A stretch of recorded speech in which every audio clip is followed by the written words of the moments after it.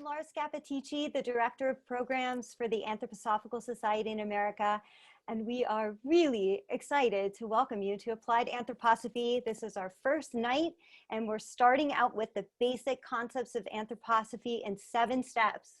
A crash course for beginners, and this is 2 parts, and I'm joined here today by my colleague, the Assistant Director of Programs, Tess Parker, and Sherry Wildfeuer, and Alex Tuchman. I'm so glad you're here, and we can't wait to get started. While you're here, if you could please type in the chat, if you have access to the chat, please let us know where you are joining us from. So let's see here.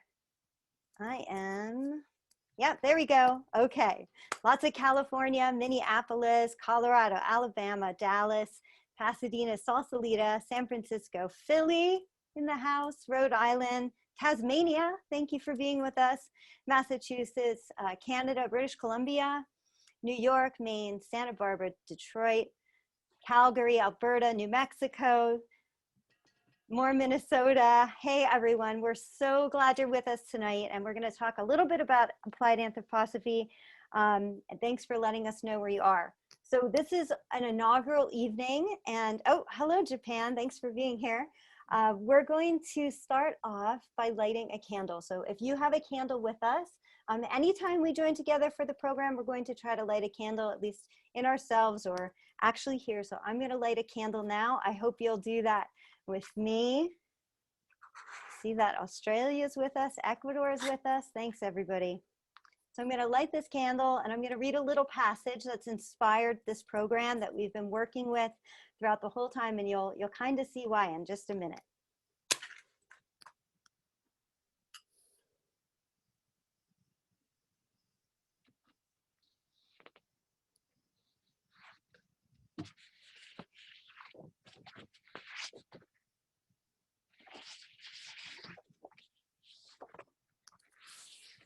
And here's the passage.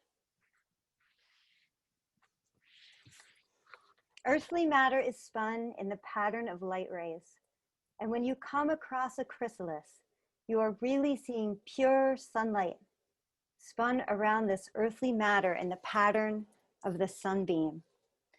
We have now reached the point where the spun light surrounds the chrysalis, and naturally something different occurs from what does in the case of the insect, which burns by plunging into the flame, and so can accomplish nothing further. In the short time the insect takes to hurl itself into the flame, could it but spin such a cocoon modeled on light, a new animal would arise from the fire.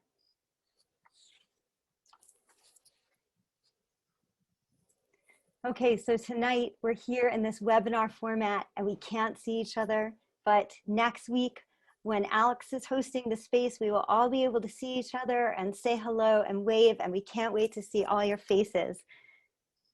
We also will have we probably will not have times for questions tonight, but what we've done is created an online bulletin board, and we're going to send that link out to you soon. And that will be a place, and we'll also email it to you, where you can post your questions. And then Alex and Sherry are going to gather those questions that you're living with, and we'll talk about them next time. So please jot them down tonight so we can take them up as a group where we can see each other next time. So I'm just going to turn it over to Tess, and she's going to just tell you a couple things about this program. Hi, everyone. Oh, so good to be with you all tonight. We're really excited for the launch of this program. It's been a long time in the works, and we were ourselves surprised by the turnout. We have over 230 people registered at all different levels, be it the intro or the full program. And 130 of those are with the full program, which includes the discussion groups as well as the leading thoughts. We will still have the registration open for the leading thoughts, but everything else is closed at this time. And we also have people from all over the world, as we just heard. So almost every continent, all over the US, we have Ethiopia, Malaysia, the Philippines, New Zealand, Brazil, Canada, Ecuador, Switzerland. So you know, that's only the surface, as we've heard, of all the places that we're representing tonight and throughout the year. We have also all ages represented and all levels of experience. So you are among good company. We wanted to thank all those who donated at the supporter level to make financial assistance possible for those who could not afford the full program, as well as other generous donors who help support both youth scholarships and those in other countries. So yeah, and we just want to thank the organizing team, the core team, Jordan Walker, Angela Foster, Linda Berg, Chris Burke, Anna DeWild. And there's been many more along the way to help bring us to this point of launching tonight. So thank you everyone who has brought us to this launch of this exciting year together.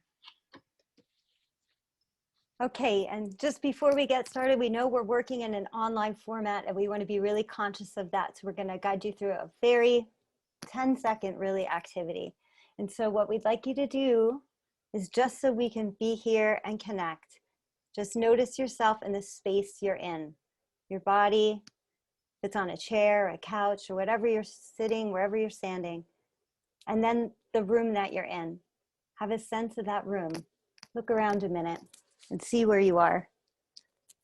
And then think of the house or the structure, the building, the apartment, the car, wherever, whatever space you're in. Go ahead and take a look around and notice you're in a larger space. And then imagine the town or the area that you're in. And take that out a little further to the state or the province that you're in. And stretch yourself one more past that to the country that you're in right now. And then to the continent that you're a part of.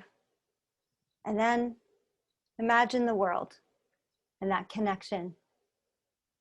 And then we ask you to come back in to your room, wherever you are, whatever space you're in. And now I am really delighted to bring Sherry Wildfeuer into our space. And Sherry is an amazing person. She's the editor of the Stella Natura Biodynamic Planting Calendar. If you have not seen this calendar, it's so beautiful. And she's been doing that since 1978. And she's a long-term co-worker in Camp Hill Village. And if you don't know what Camp Hill is and you're registered for the full program, you will find out about Camp Hill. It's really incredible.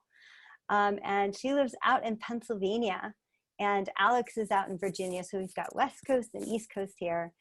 Sherry's an adult educator, and as you'll see, she did this amazing presentation at the Biodynamic Association conference last year in New York, and she willingly agreed to try this with us online. So please send some love to Sherry right now. This is the first time she's doing this presentation online, and we're just so thankful. So we're gonna mute, and Sherry, you go ahead and take over. We're so glad to see you. Everybody, you can shift to speaker view or whatever view works for you, so you can see the slides and Sherry at the same time, okay? We're gonna turn off the chat for right now, and then we'll turn it back on when we're ready to say goodbye to each other. And Sherry's gonna introduce Alex later, so you get to know him a little better then too. Okay, take it away, Sherry. Thank you. Thank you. So you can see Alex Tuchman. We're friends and colleagues in the agriculture section. We're actually co-leaders of the agriculture section. And we're doing this together. So tonight it's my turn to give a presentation, an overview of the basic concepts of anthroposophy and 7 steps. And then you will hopefully send your questions, which I'm sure you will have. And then we will contemplate those questions, and Alex will answer, and I'll support him in that. He's also going to give a little bit of a presentation next Thursday on applied anthroposophy. So thank you, Alex, for being a buddy. So you have seen these, well, let me say, first of all, thank you to the organizers of this course. all of you. And I wanted to specially thank the invisible beings involved in the technology that is enabling us to think together across these vast distances. So I hope you can hear me and see me, and what I'm really hoping for is that we can think together. So you will notice, or you may notice, that there are two areas that are not included on the 7 steps. One is the actual exercises for inner development, which you can find in the book, How to Know Knowledge, How to Know Higher Worlds. It's got a bunch of different titles, but I think that's all right, because we are actually going to embark upon the inner path together tonight. One of the things Rudolf Steiner said again and again is that the path of inner development actually begins with the first step of study. And so by actually thinking the thoughts, we're already connecting with the realities of the content of our thoughts.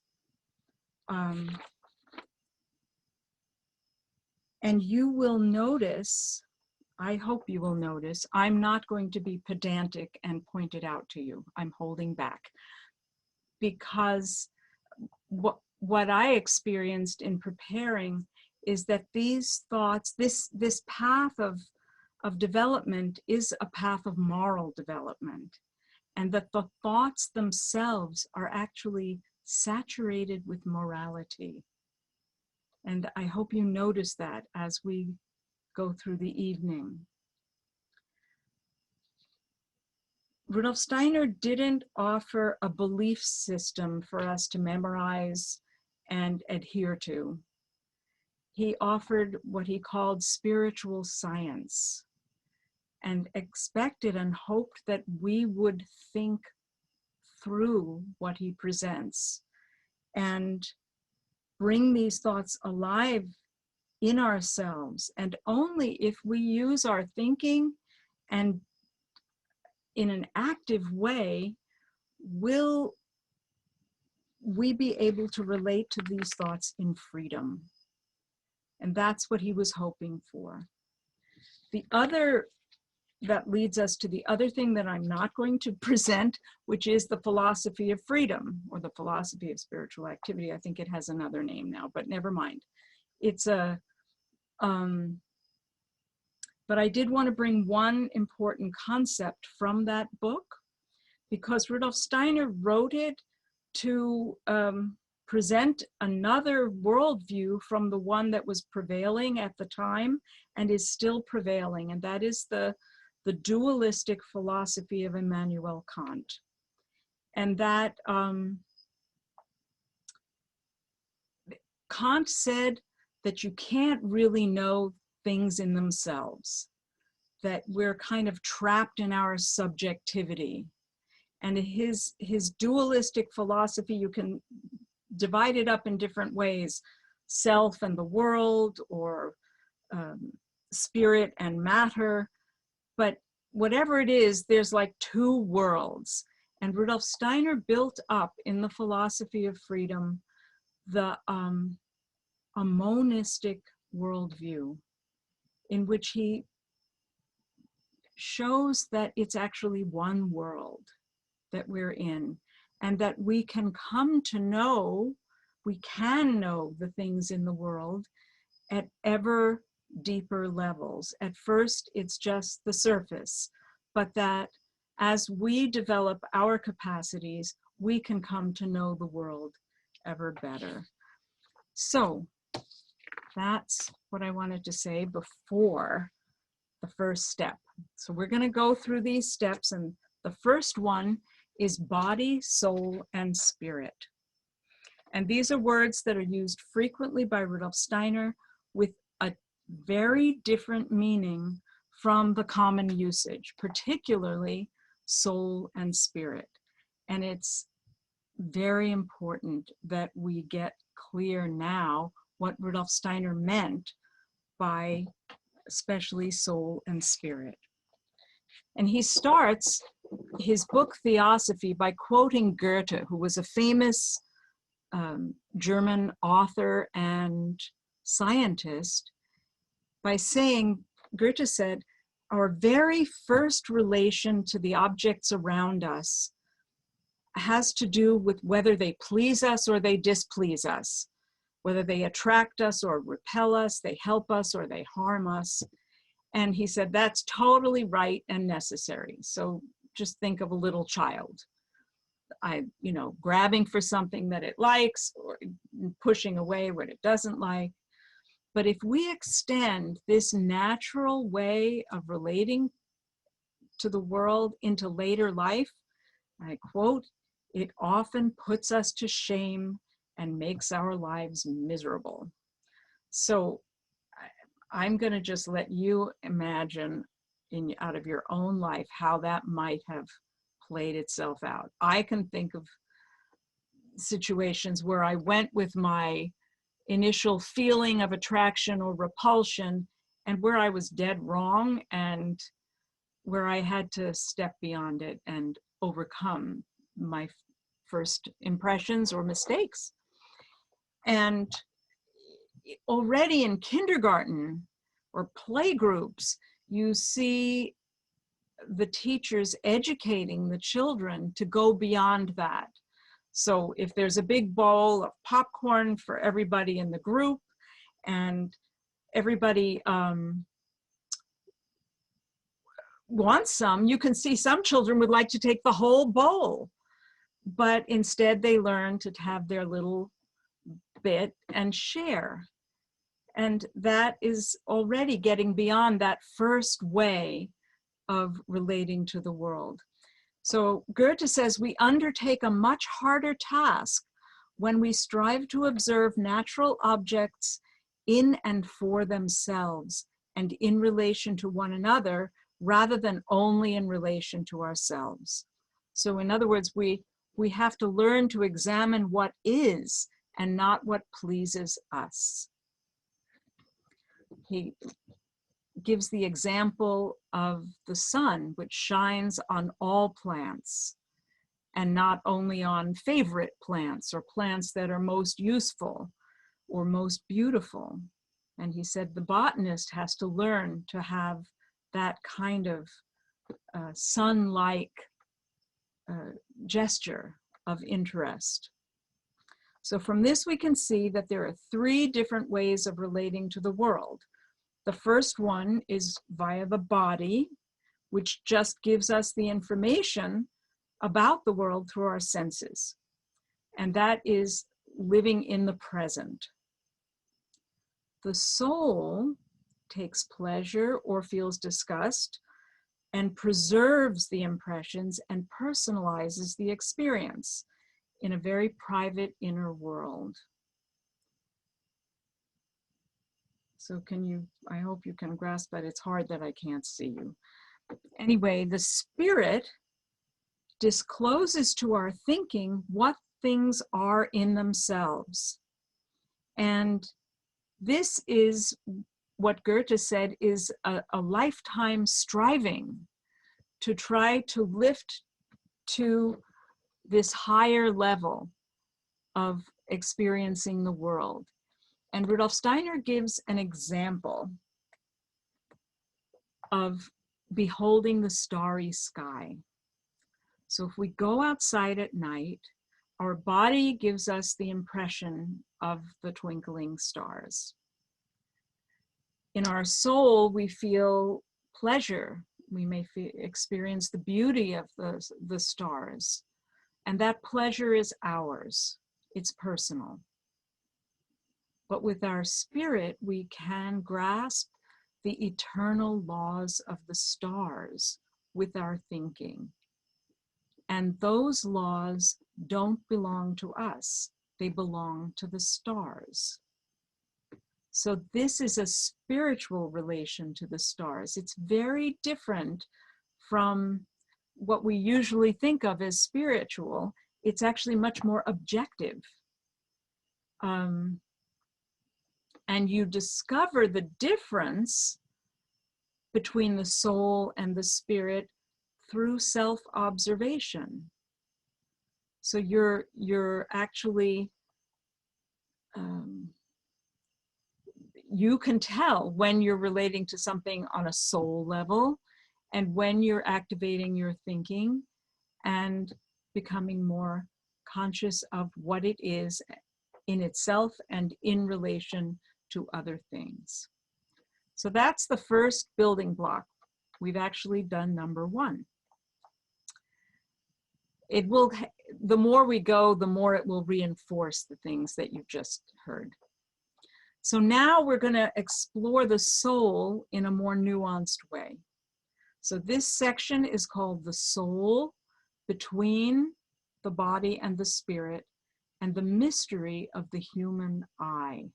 And I do not mean the eyeball, I mean the self. And yeah, Rudolf Steiner used the words das Ich, the I, in German. And it's often translated as the ego, but I'm going to use the I, because I think it's, the word ego can lead us astray in the way it's used in common parlance. So the soul lives between the body, which gives it its fleeting impressions, and the spirit, which gives it lasting ideas. And the soul can turn its attention in both directions. So first we'll look at how the soul inclines towards the body. The sensations of the body inform the soul about its own bodily condition and what's around it. It's also a source of instinctive reactions, desires, feelings, and by these feelings, I mean the feelings that just rise up like an instinct. You know, you just get a feeling and then you have to deal with it. And this whole aspect of the soul, which is inclining towards the body, Rudolf Steiner calls the sentient soul. That means it has sentience, it has consciousness, and yeah. And we can also use our thinking to serve the bodily needs and desires. So we have another aspect of our soul, which is called the mind soul or the intellectual soul. And that can actually be very, very clever and is very clever in creating telecommunications systems, railroads, all kinds of things to achieve what we want on Earth. It also can tell me very cleverly where to put something if I want to hide it or from somebody else, so it will still be there for me. All kinds of, the intellect can be used to serve the sentient soul. But if we make this step that Goethe encouraged us to make, then we would turn the soul towards thoughts of truth and goodness, which belong to the realm of the eternal. And this aspect of the soul, Rudolf Steiner calls the consciousness soul or the spiritual soul. So in the midst of the soul, in the mind soul, is that pivotal capacity to turn in one direction or in the other. And it is in the mind soul that we find this mysterious I, the part of us that we can only name for ourselves and to ourselves. So thinking is the core faculty of the I within the soul. And I'm going to give a very ordinary example that hopefully will bring this in clear. So I like to eat. I also like to cook. And when I meet other people who also like to eat and cook, we usually exchange tips, recipes. I don't know if you know that if you want to keep your pesto green, you just blanch the basil or whatever greens you're using, just quickly get them bright green. So this is the kind of thing that you can use the mind soul to support the sentient soul. You get more efficient, and you get the idea, I hope. Enter truth, another whole level. Here's a thought from the realm of truth. The vitality of the food gives energy for life. Totally new level. It's not about how to. Now I have new questions. How were the plants grown? Was the soil alive or dead? Were there poisons used when they were grown? And this can still be very self-centered because it may be all about how I want to be healthy.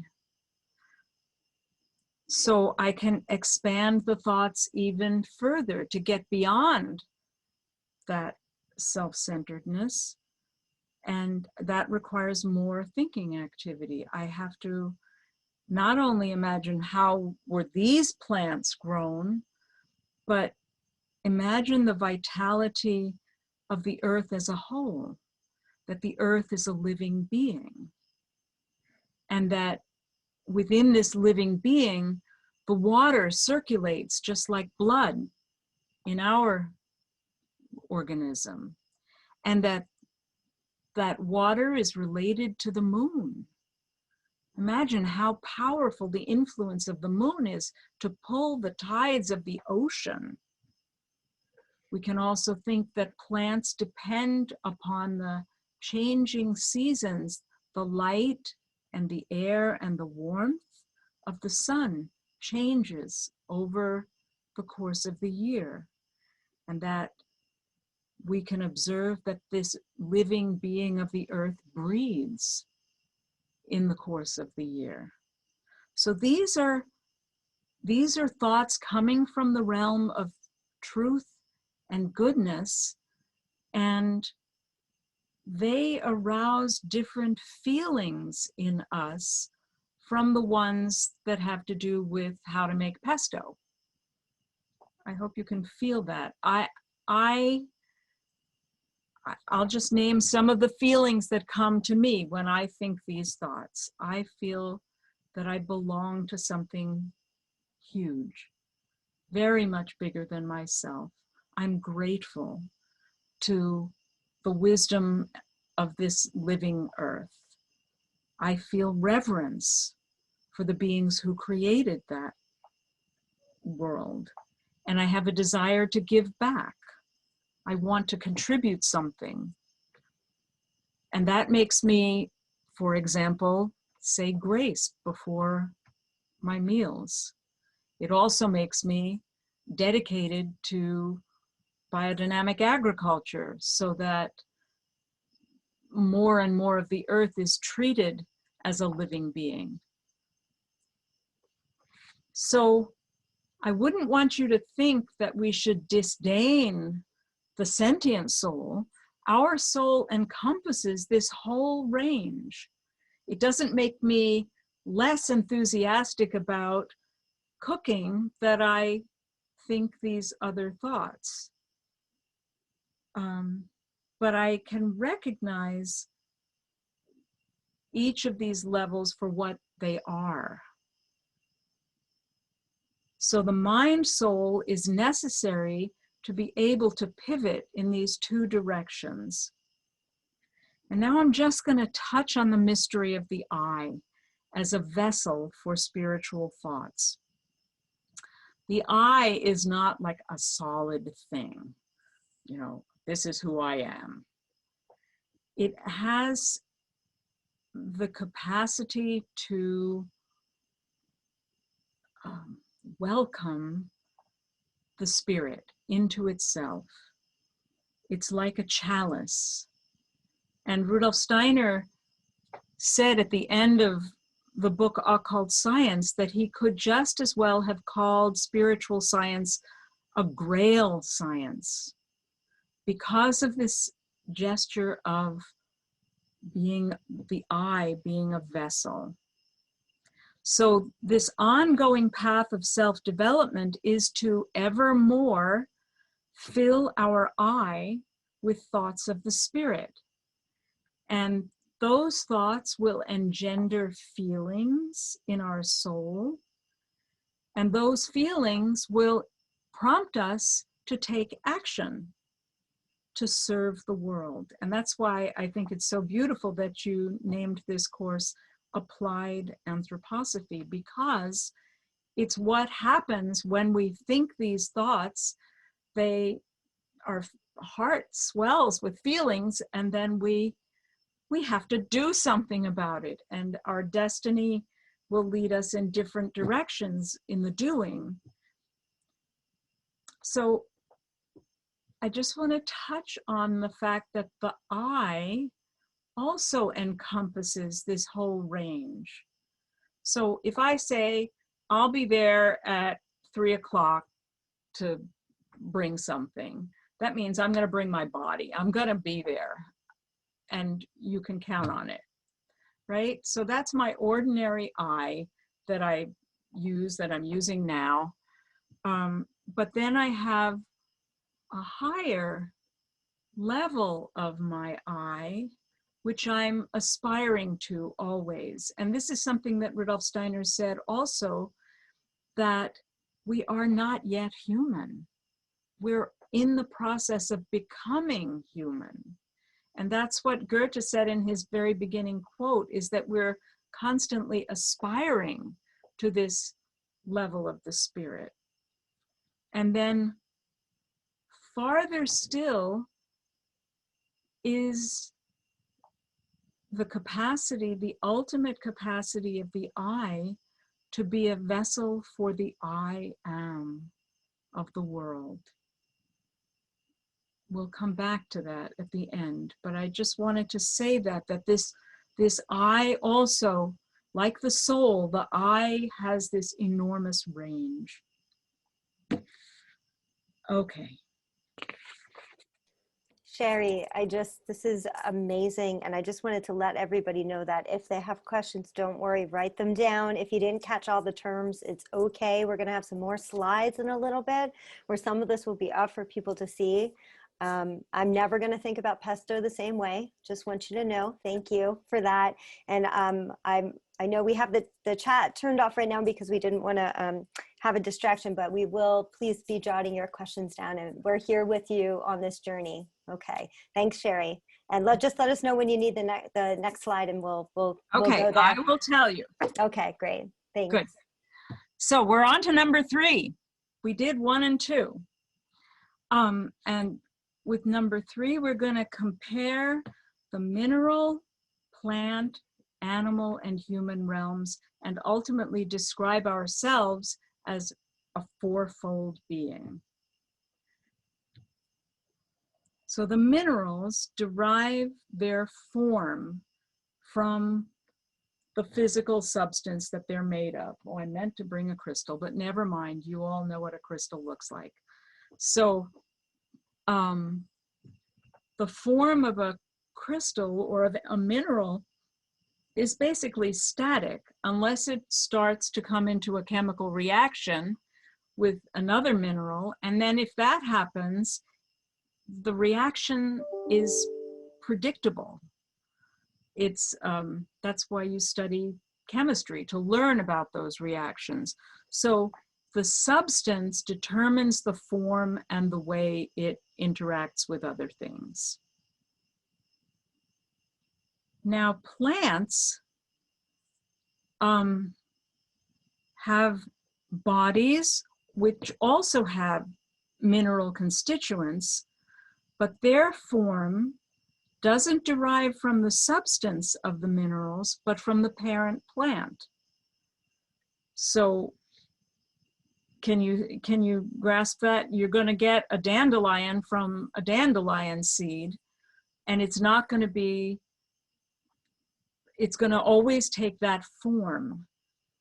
And it's not static, but it's taken hold of by the forces of growth and reproduction.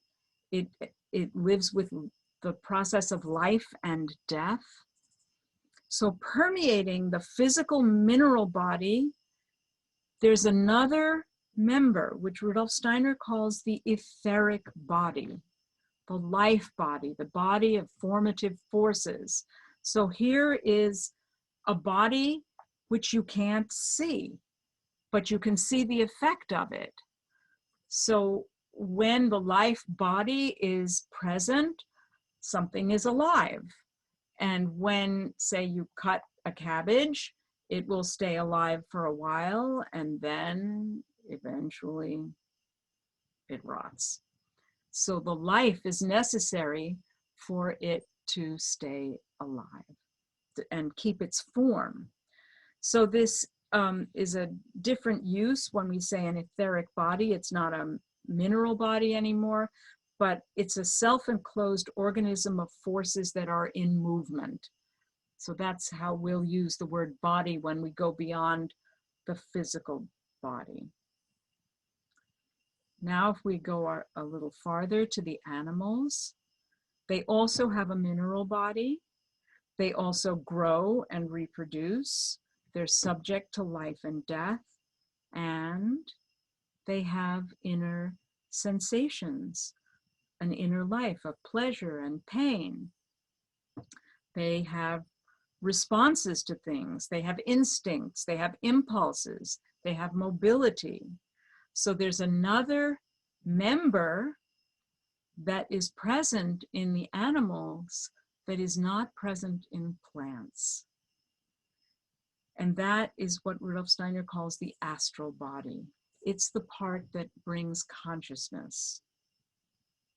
And this astral body, as the etheric body, these are just permeated and guided by wisdom and interconnectedness. So, I mean, Alex would be able to speak forever about the wisdom and interconnectedness of the bees in the beehive, or outside and then coming back, and a flock of starlings wheeling around, and migration and winter coats. I mean, it's just permeated with wisdom, this astral world.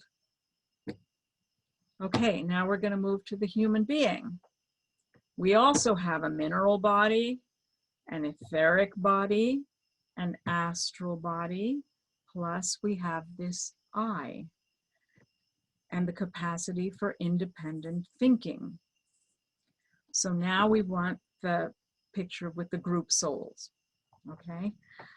This is not a picture by Rudolf Steiner. This is a picture by me.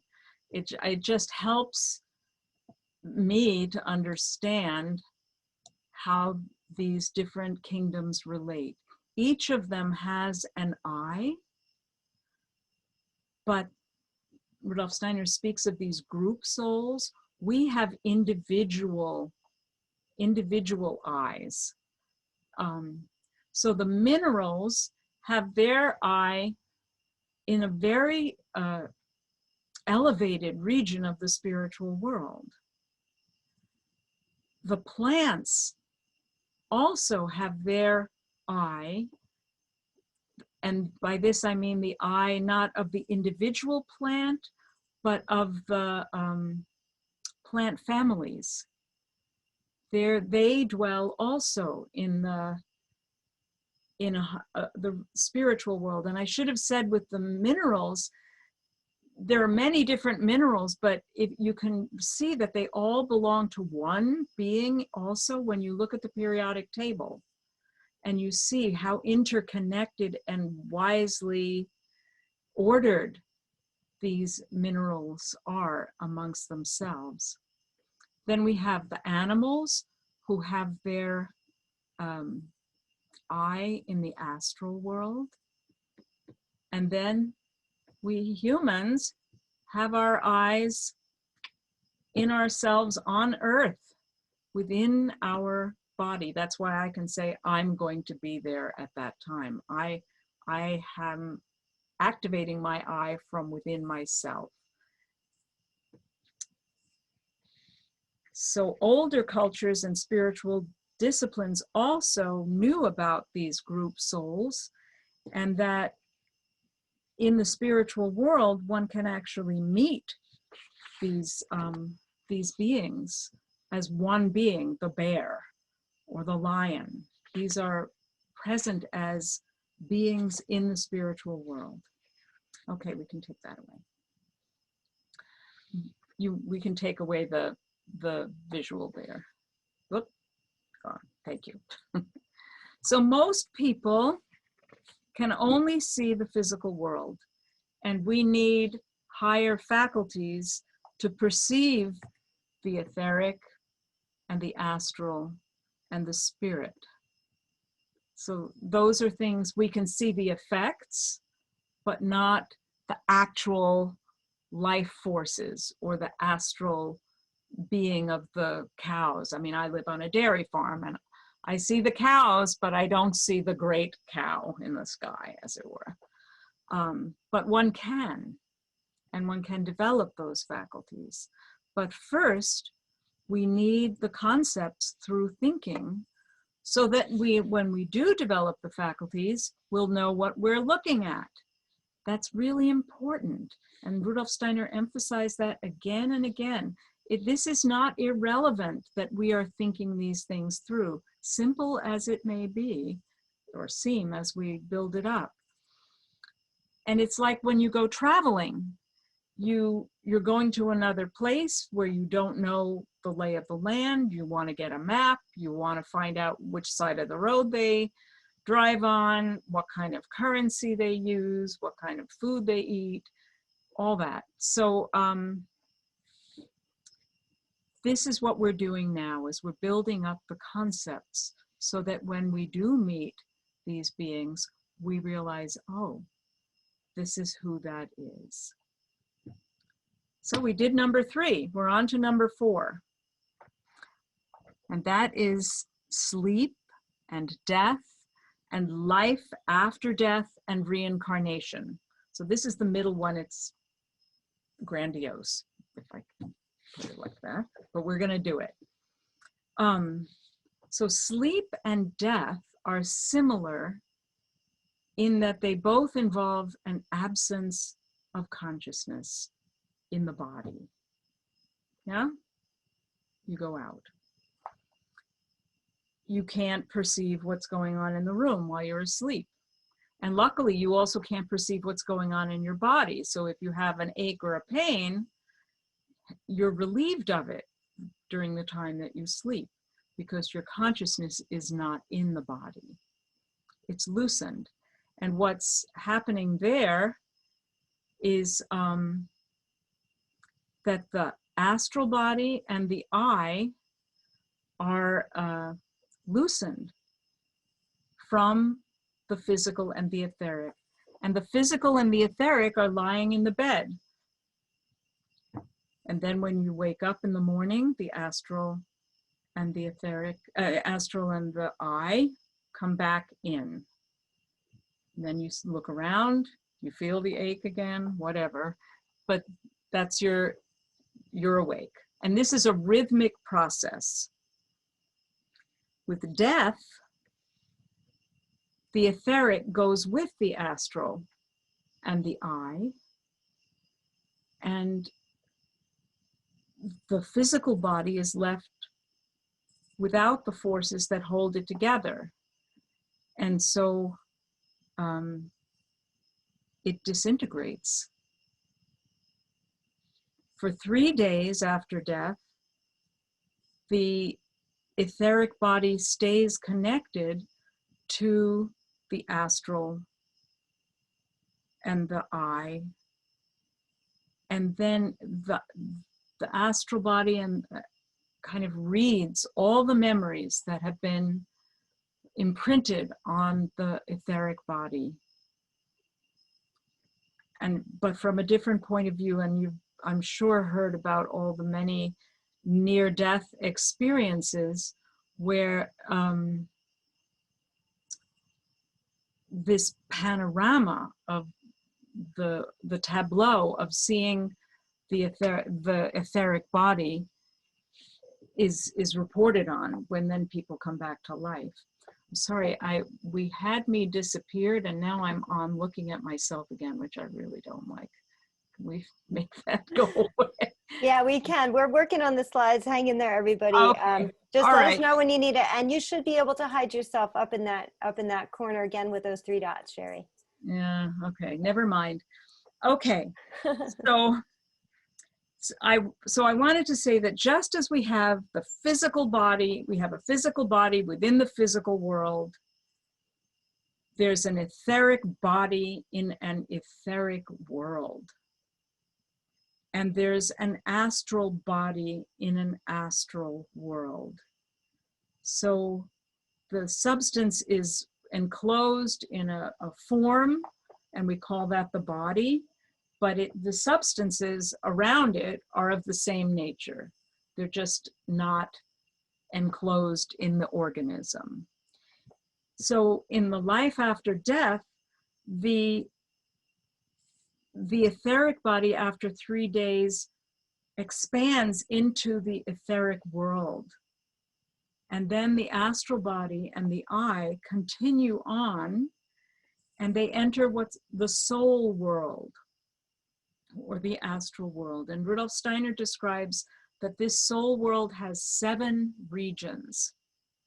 And the stuff of the soul world, the substance of the soul world, is sympathy and antipathy. That's what it's made out of. And there are different levels. The lower level has the predominance of antipathy. Then you have a balance between sympathy and antipathy. Then you have more sympathy, but still a little antipathy. And then you have only sympathy, but sympathy that's just within your own organism. And then sympathy becomes enhanced and refined.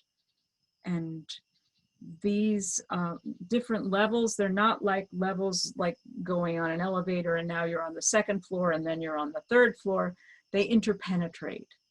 So you're you simply expand, but you still remain in the lower levels in such a way that wherever you have an affinity, that's where you have to spend more time.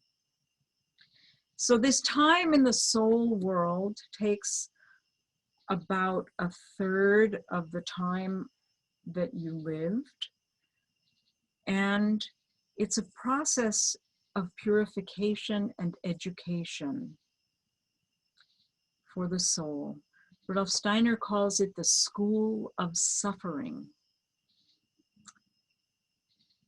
And there we have to experience the consequences of our deeds. It's not a punishment. It's actually we ourselves who long for the purification.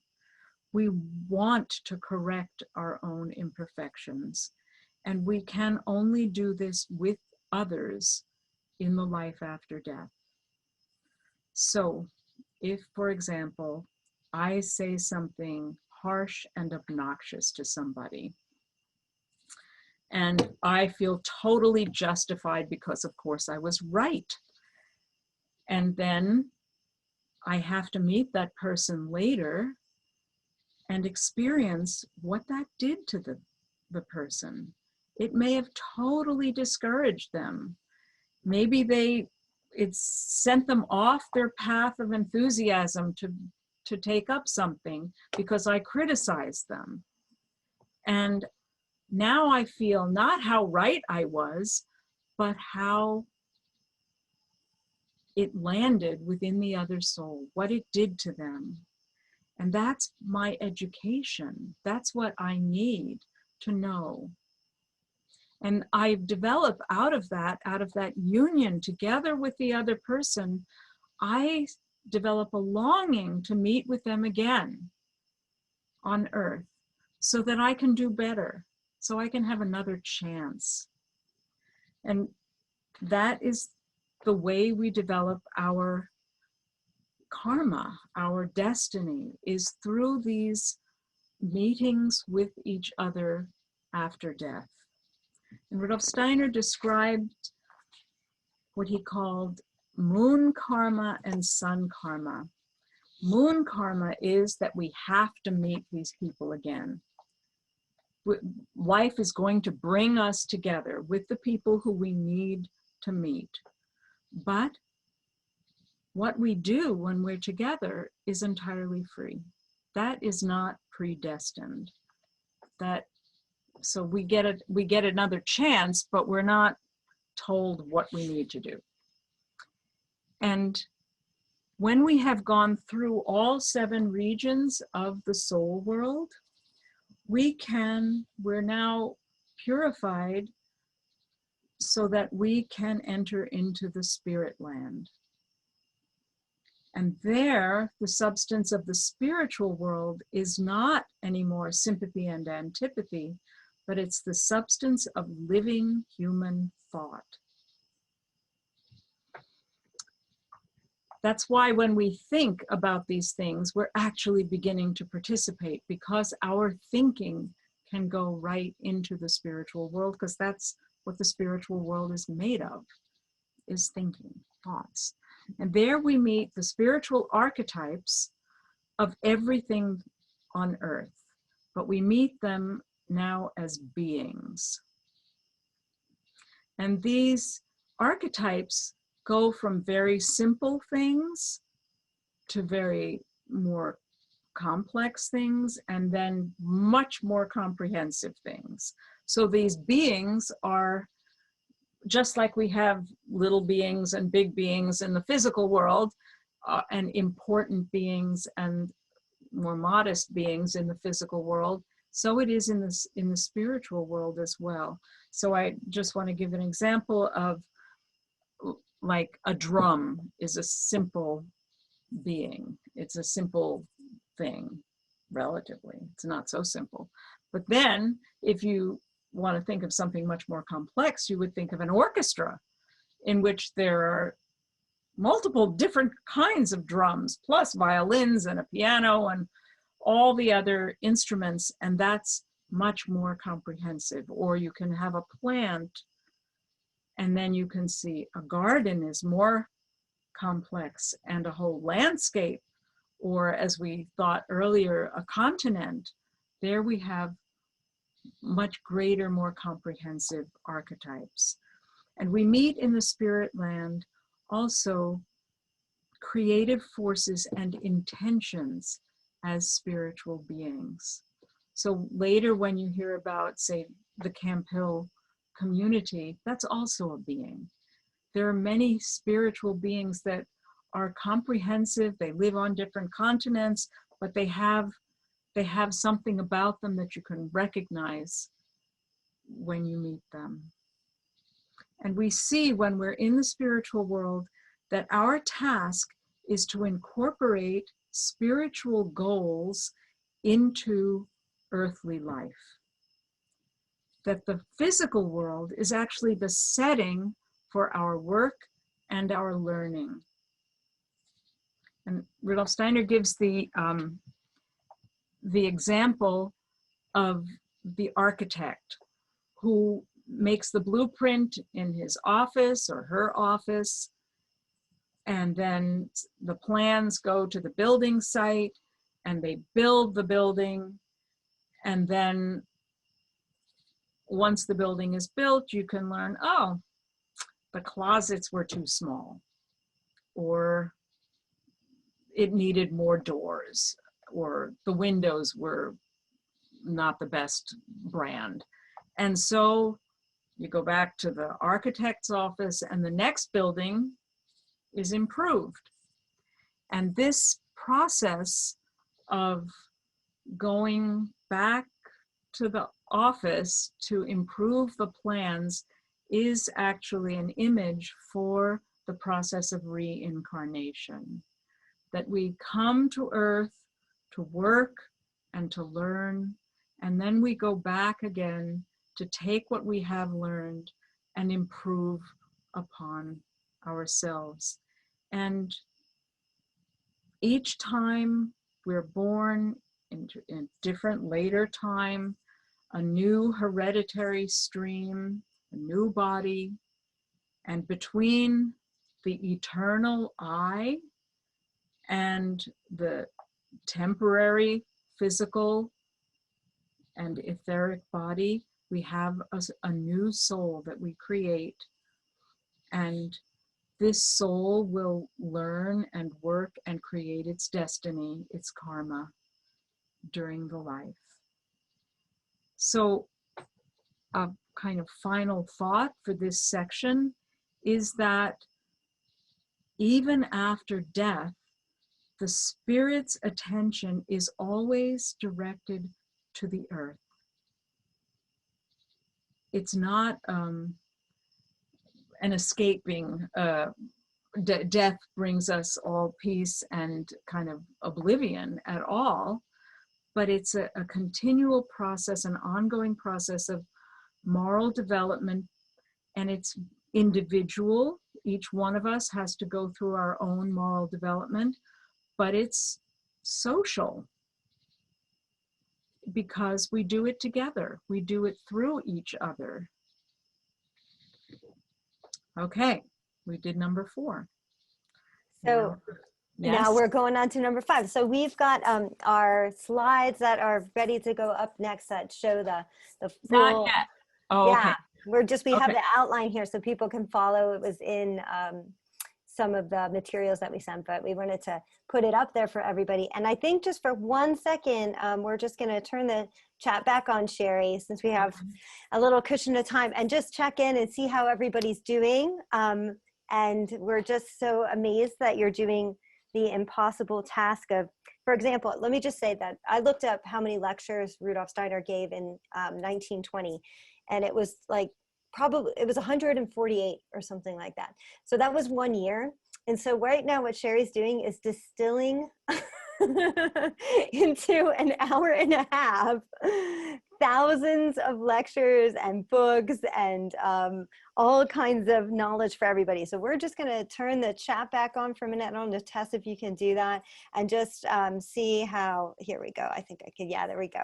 We can just see how everybody's doing and check in with you. And we're going to ask you again, you know what, Tess, maybe you can put in the chat the Padlet link so people can post, start to post their questions on the online bulletin board. Okay, yeah, so Matt's okay, thanks. He's checking in. Yeah, we are also, I'm so glad. I think actually within the first about 4 minutes, Sherry, I was like, oh man, I never understood that thing, and you just explained it.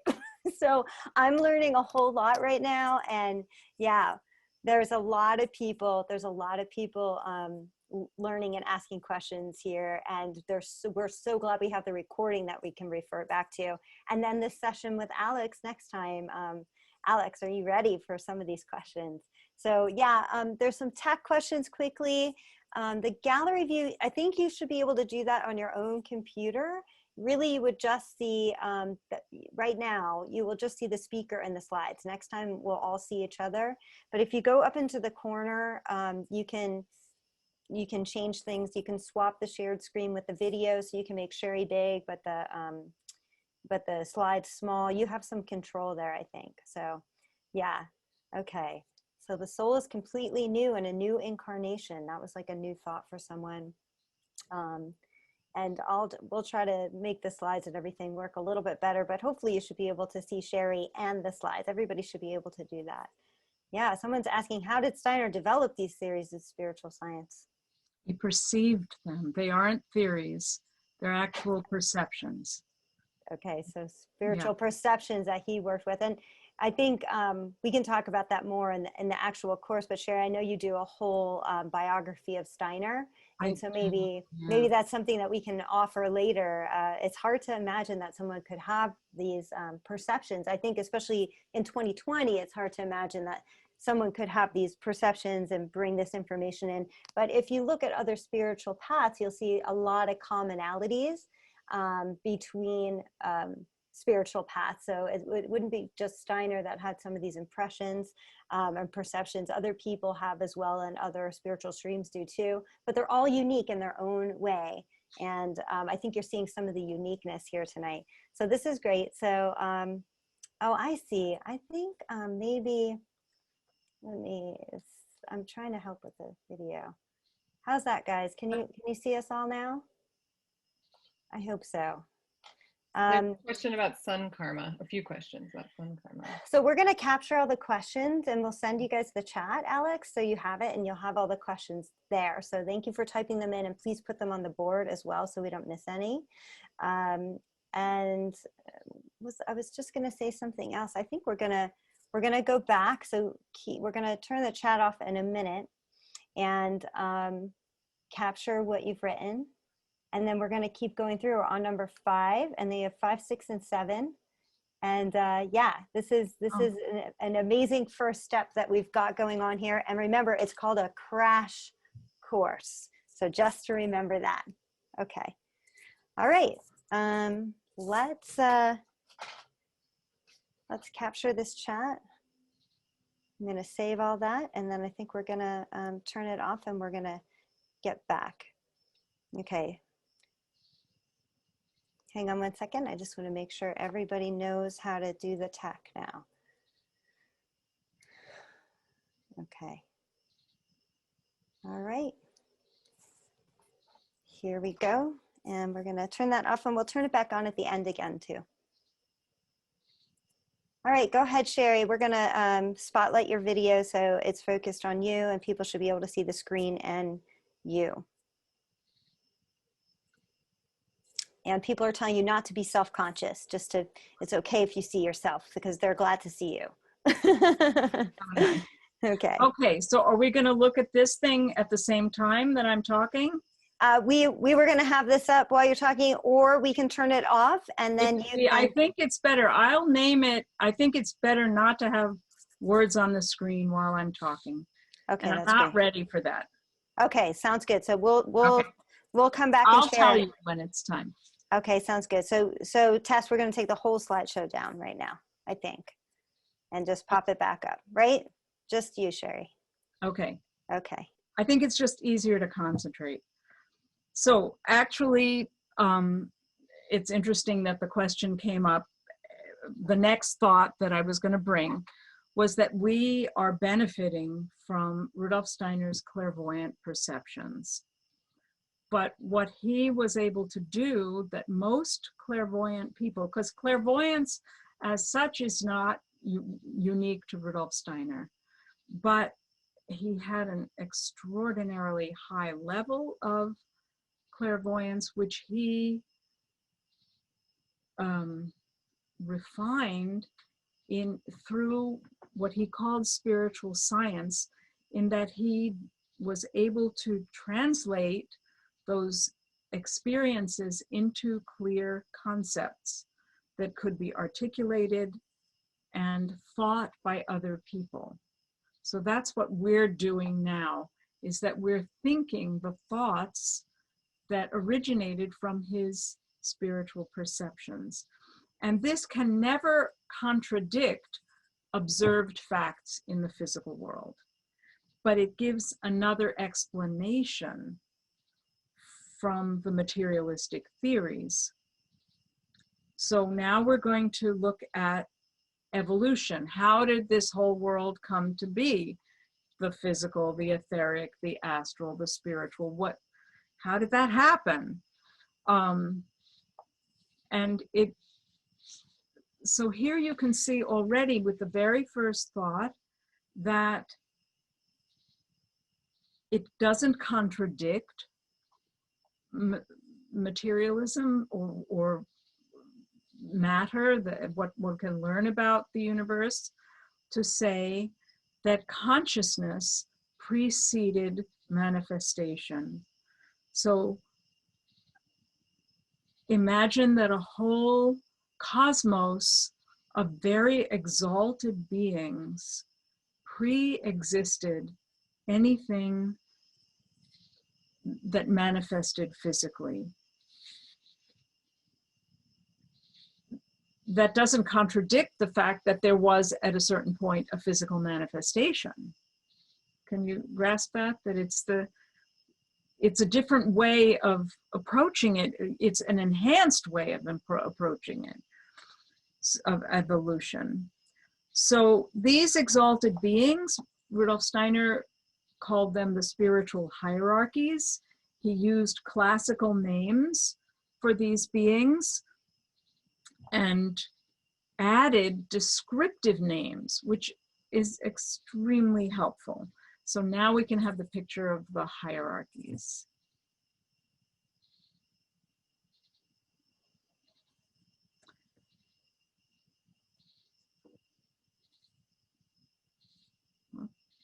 Nope, nope.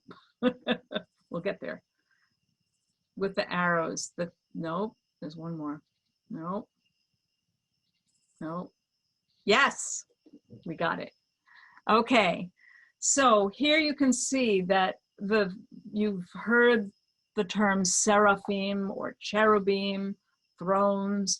These are the more classical names that we know for these hierarchical beings, but Rudolf Steiner called them, he added the names, the spirits of love, the spirits of harmony, the spirits of will, the spirits of wisdom, the spirits of movement, and the spirits of form.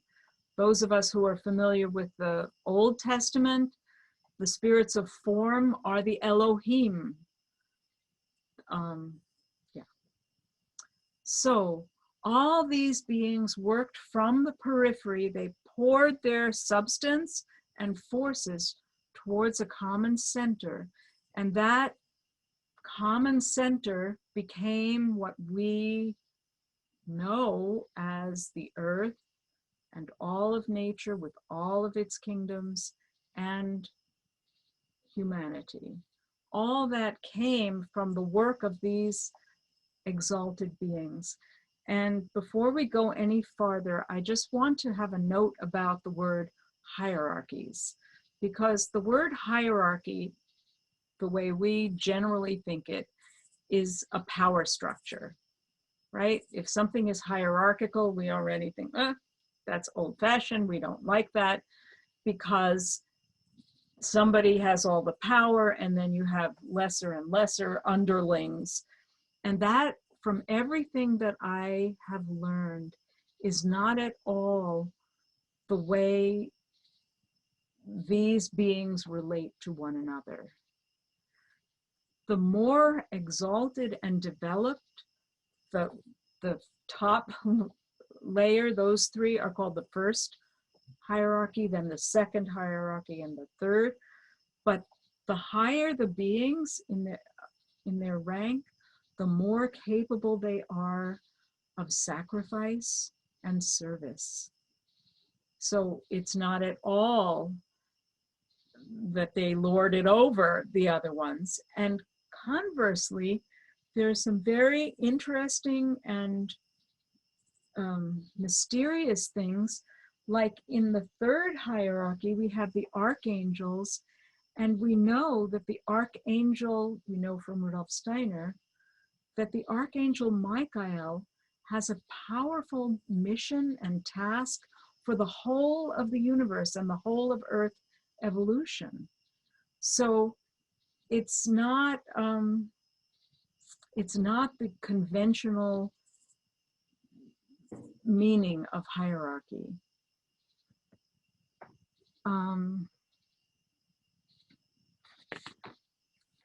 Okay. So I'm going to not describe evolution in detail, that Rudolf Steiner does in a book called Occult Science or Esoteric Science. But he did describe that there were successive embodiments of the earth, and he named them. And the first one, I don't think it's even important to name them for right now, it's just more words, but the first embodiment was entirely composed of the element of warmth. So all these beings were working on the substance of warmth. And then there was a kind of, you could say like a death, or what Rudolf Steiner used the Sanskrit word pralaya, where a kind of disembodiment, and then a re-coming together, now with warmth and gaseous substance, again working on this substance, and then a pralaya, and then coming together again and adding the element of fluid, liquid, and then a pralaya, and now the earth. So we have these four embodiments, we're the fourth, and now we have solid. So we've got all the four elements that have come together in the earth as we know it. And so there's an ever greater densification of matter, and everything that has been worked on and created, it comes at a new level, a higher level, and with each of these successive embodiments. And all these beings in the hierarchies are actually developing while they create and develop us. I think anybody who's an artist knows that as you create, you are also learning. You are developing through the very activity of creating, and they as well. And they needed this creation of the earth in order to develop new levels of self-awareness, because we became like their body. So you could say this whole world of spiritual beings is the macrocosm, and we on earth are the microcosm. We're the reflection of these beings. It's similar to the idea that God created man in his own image, that we embody the wisdom which is inherent in these beings. And so not only our form and the functions within our body and within all of nature, but also our consciousness was a mirror image of the beings who created us. So there was a kind of dreamy clairvoyance, first just a feeling relation, and then more and more dim awareness of the different beings that one would encounter. But within that clairvoyance, there was no possibility for freedom. There wasn't enough separation to make freedom possible. And so these gods or hierarchical beings, they withdrew from their creation. They separated themselves in gradual stages, and they created what Rudolf Steiner called offspring beings, other beings who would maintain the creation, but they themselves were too powerful to be involved and allow us to develop as we needed to. So they separated themselves, and these offspring beings, which I wrote out for you, they presided over, they maintained a predictable, calculable, rhythmic world of nature as we know it. So that, and this is what Rudolf Steiner called the accomplished work of the gods. This is nature as we know it. which is maintained by all these wonderful beings. So as they withdrew, we lost our clairvoyance. We began to focus more and more on the senses that had been implanted in our bodies. We could perceive the outer form of the world around us, and we developed our own thinking capacity. So these are gifts that came from the separation. We developed self-consciousness and individuality.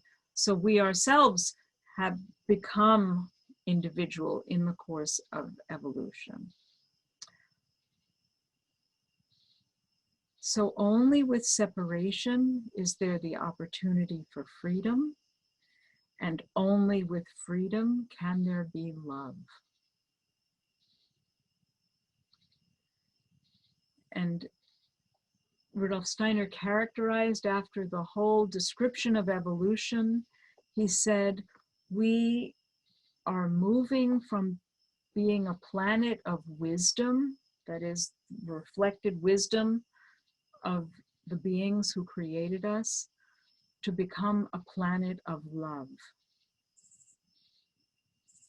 And if you haven't written it down, this is the big question: how do we get there?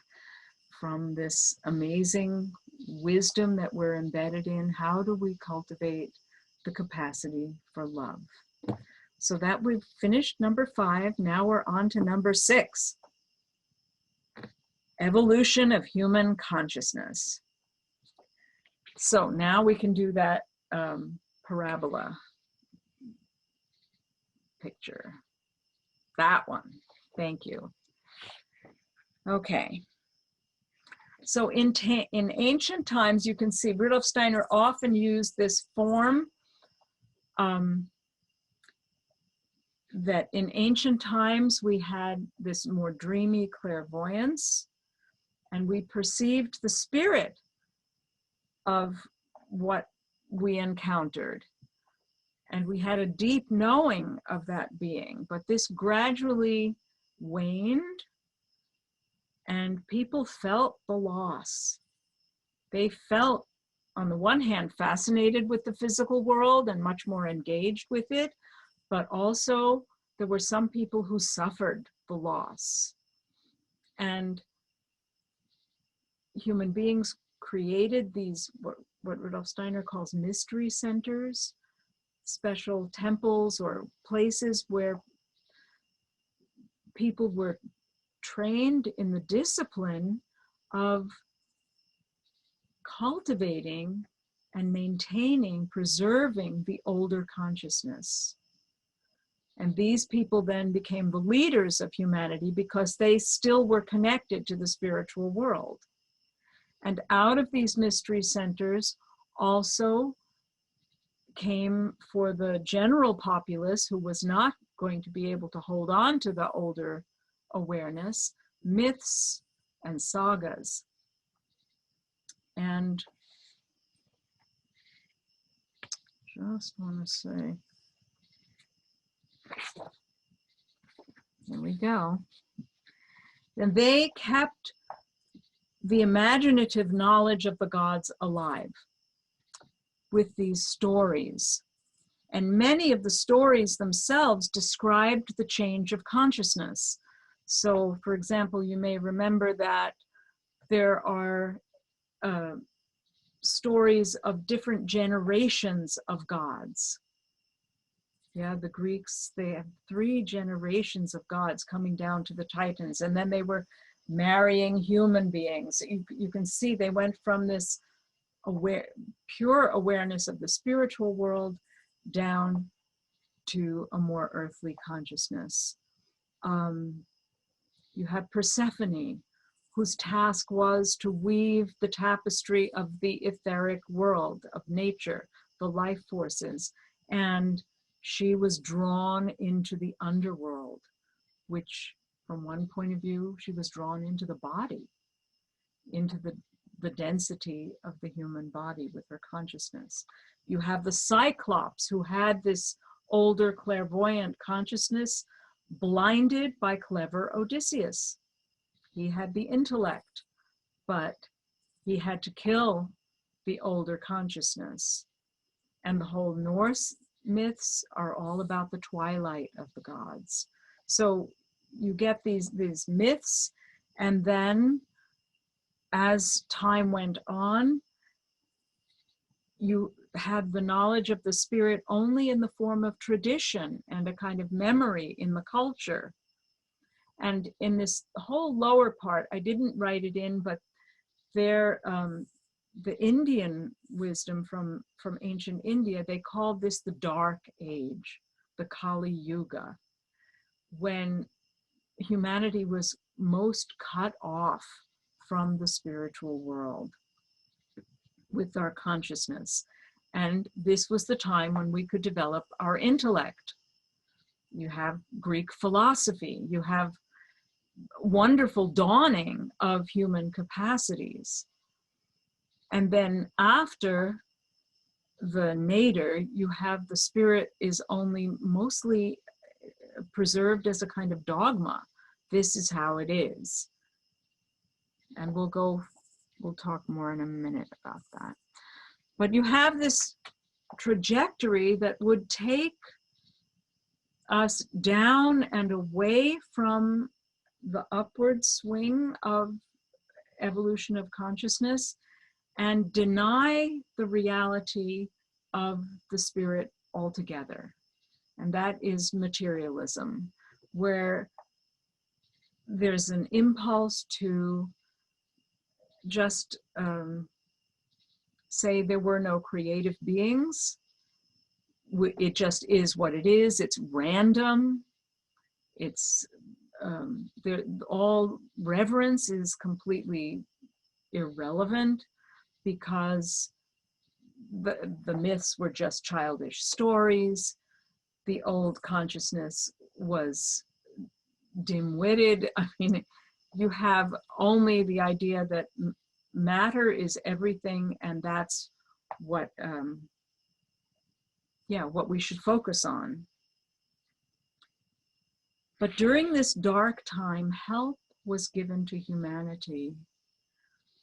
And even before this, where I put the cross, in this time before, there were great religions that arose all over the world, planting seeds for a new consciousness. Say the Buddha or Lao Tzu. They spoke about compassion. They tried to introduce the seeds for a new awareness. But during this absolute lowest point,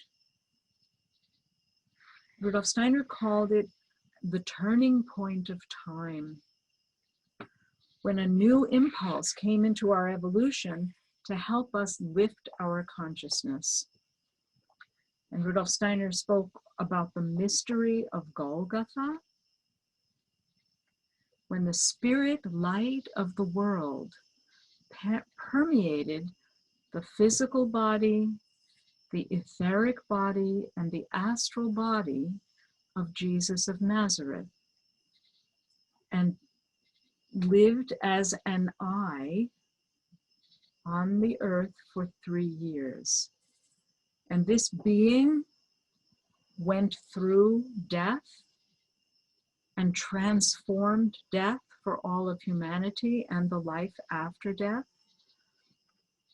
and then ascended, not back into the spiritual heights, but ascended and stayed with us in the life sphere of the earth.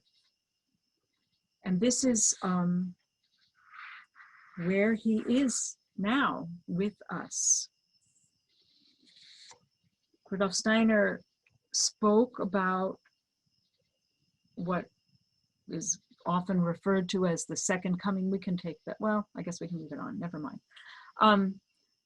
spoke about that the second coming of Christ would not be in a physical body again, that could only happen once. That was the turning point of time. And that it began to happen already in the 20th century, that Christ reappeared in the life sphere of the earth and can be experienced. And this is a being who can be met as a being of light. And the experience is, it's a twofold experience.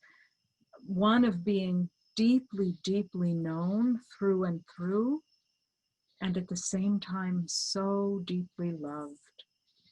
And if you're anything like me, I'm super aware of my faults. So I'm very conscious of that, and that would make me feel on occasion rather unworthy. But the experience of Christ is just the opposite. Everything is known, nothing is hidden, and one is still loved.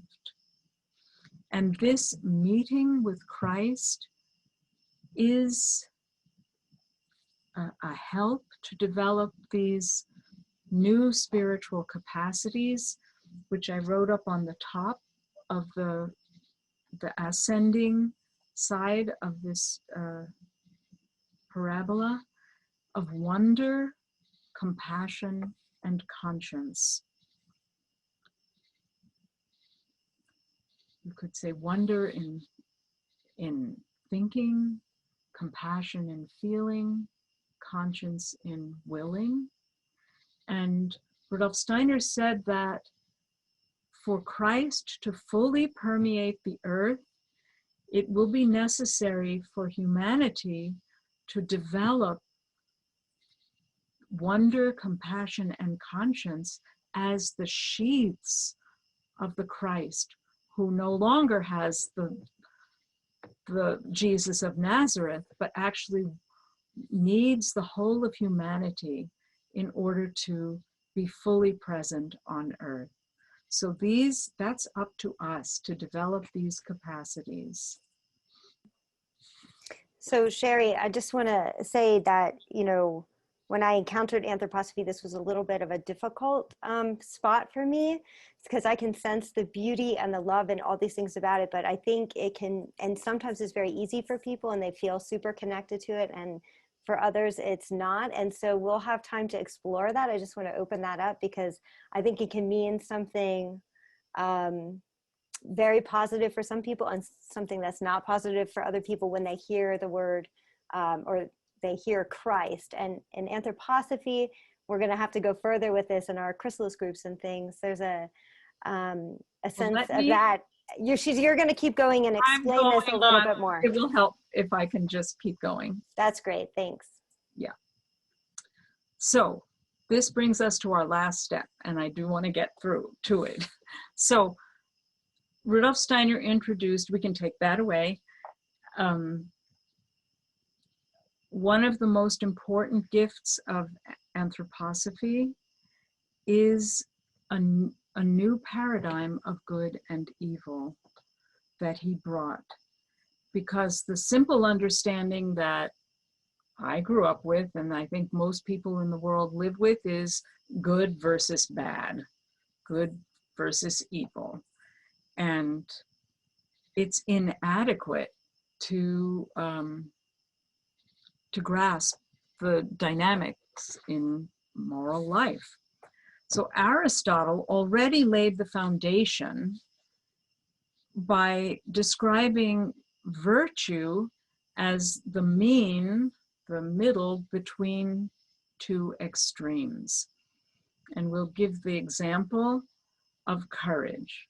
So in the normal, that's a virtue, right? Courage is a virtue. And in the normal description of things, you would say, so what's the opposite of courage? You would say fear, I think. But Aristotle said, no, fear is one extreme, but foolhardiness is the other extreme. You know, you can take risks and not be at all aware of the danger, and that's no courage at all, you know.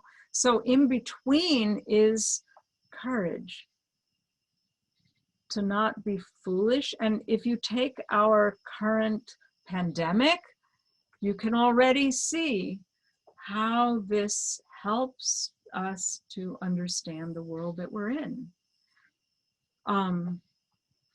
So in the spiritual world, remember I said how we meet spiritual archetypes and intentions as beings.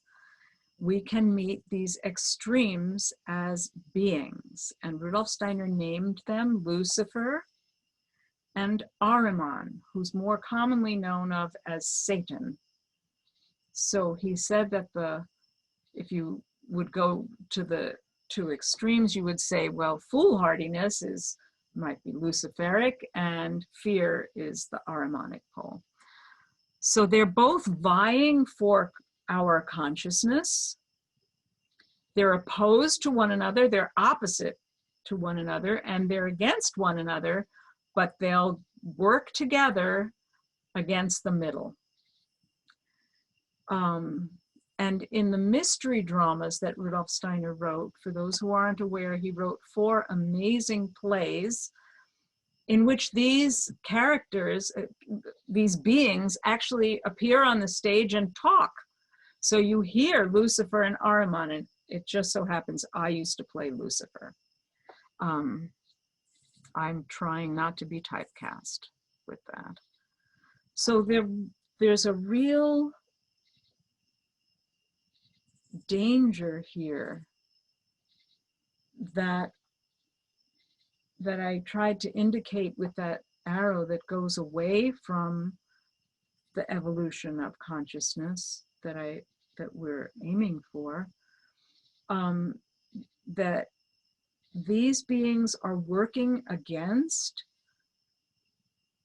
our relation to the beings who created us. They would have us forget these beings, forget our origins, and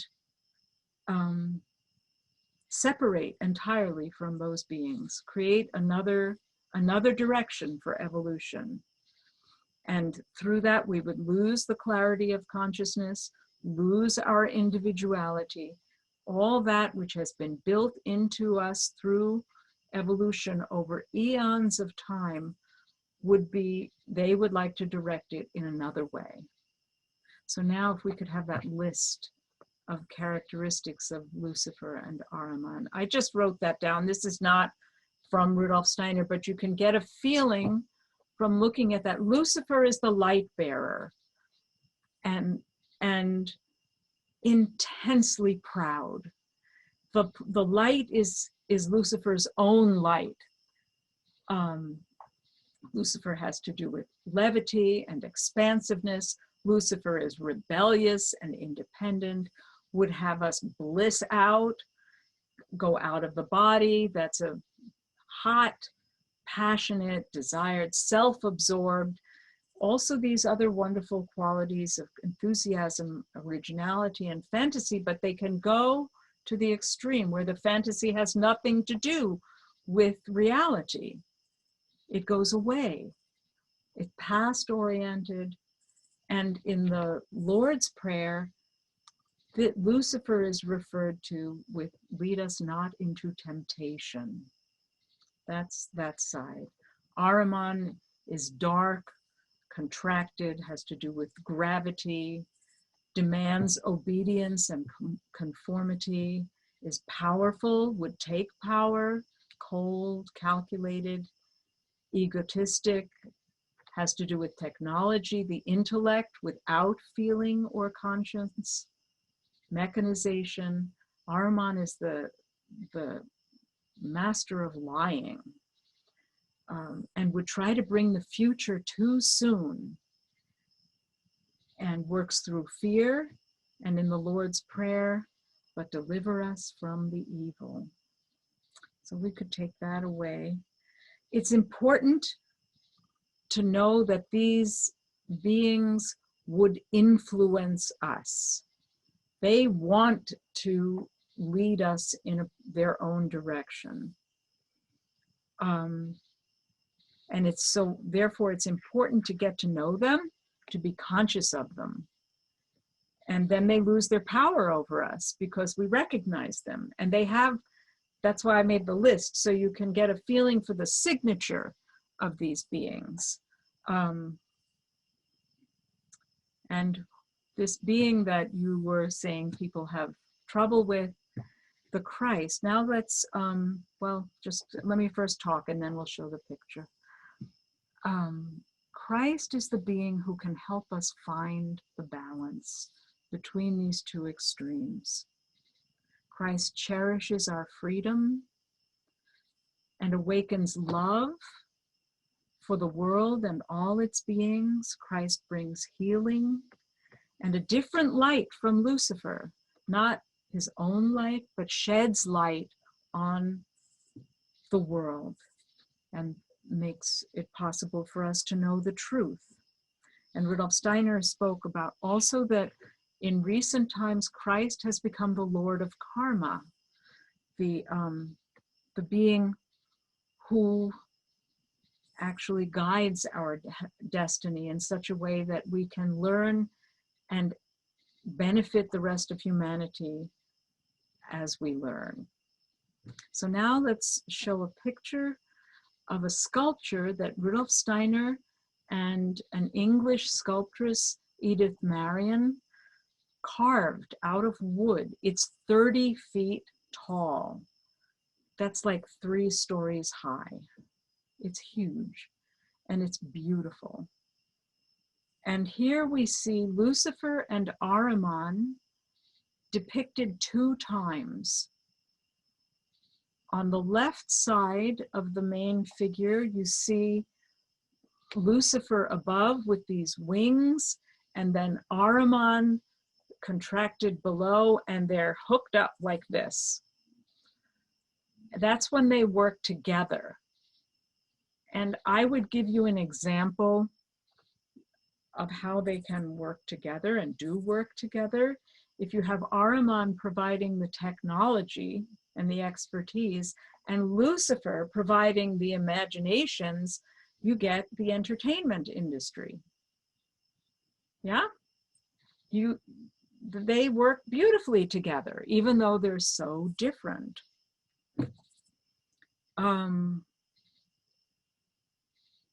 But Christ is the figure on the right who is creating a space between Lucifer above and Ahriman below his feet. And they're not, pulling him down, but actually with his left arm reaching up and bringing Lucifer down into a more useful form and participation in earth life, and keeping Ahriman, who also needs to be here, in service under his feet. So he doesn't take over earth evolution, but participates in a helpful way. So the main thing that Christ does is create this space of freedom between these two. And you can see in this form in the breast area, how that can expand. Whereas the other two, they just close the gap. There's no space for us. We can't have our freedom on that left side. The mystery of this sculpture, and really, in a way, the mystery of the whole of human evolution, is that all of these beings are in us. That we're not aiming to eradicate evil. We're aiming to take the good from both sides and bring them into service out of those ideals that we were holding, right, if you remember back at the beginning, the good and the true, those spiritual ideas that can inspire us through our thinking, we can then engage these beings in the service of these ideas with the help of this being who brings balance to us and into human consciousness. So I think that's what I wanted to bring. Oh, just one final thought that really goes back to this mystery of the human eye.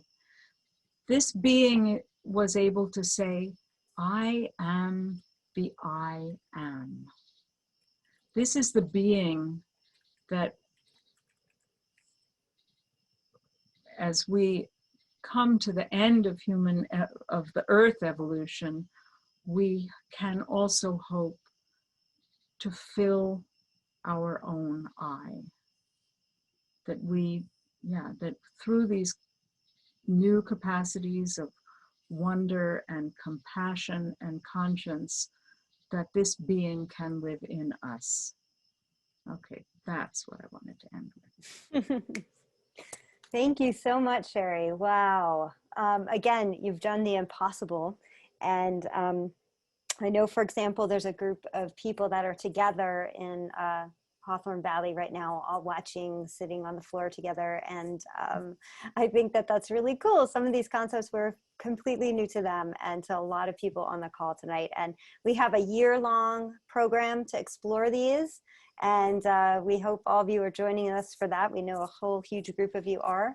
And so we're going to just turn the chat back on, and Tess will share that link again so that everybody can just get on and put your questions in there. We're sure you have a lot of questions. And I think we should just turn it over to Alex for the last couple minutes here. And Alex can say hi and introduce himself and just get us to where we're going for next time. Thank you so much, Sherry. That was just mind-blowing. I'm taking my own notes and making questions too, and so much there, so much for us to explore together over the year. Thanks, Sherry. Yeah, thank you, Sherry. And thanks to everybody for holding this space together for the last hour and a half or a little bit more. And I'm really excited to open up or be part of holding the space together in a week from today, next Thursday. And the plan there is really to go into some of the content of applied anthroposophy, how this has lived also in the 100 years since Rudolf Steiner gave all of this work, how it lives in each of us as individuals and how we meet it in the world also in the form of Waldorf education or biodynamic agriculture. And so, yeah, in a way to speak about both the spiritual and esoteric path, as well as the practical living aspect of anthroposophy in the world today. And then in addition to that, we'll have plenty of time to work on your questions that have come and relate directly to the content that Sherry offered to all of us today, that we could think along with her. And yeah, hopefully some good questions will be put onto that Padlet, onto the webpage that Tess shared with us. And we'll chew on those over the course of the coming days and the coming week. And can't guarantee that all of your questions will be answered, but it's actually quite healthy to live with questions and not have all of the answers. But certainly we'll try to make a healthy step between what we worked on today and how we can take that further, or maybe make the picture more whole from some of you who are carrying certain questions or others. So yeah, looking forward to that, and so happy to be here and be part of this and with you all. Thank you so much, Alex. We can't wait to work with you next time, and we will be sending out the recording either by email or on the page link you were given. It will be posted there, or you'll get it by email if you just showed up for the intro sessions, just signed up for the intro sessions only. And we'll be checking your questions, and we're looking forward to seeing you next week at the same start time. And we'll see you soon. Thank you so much. Bye, everybody. Bye-bye. Bye, everyone. Thank you. Bye. Thank you. Bye, everyone.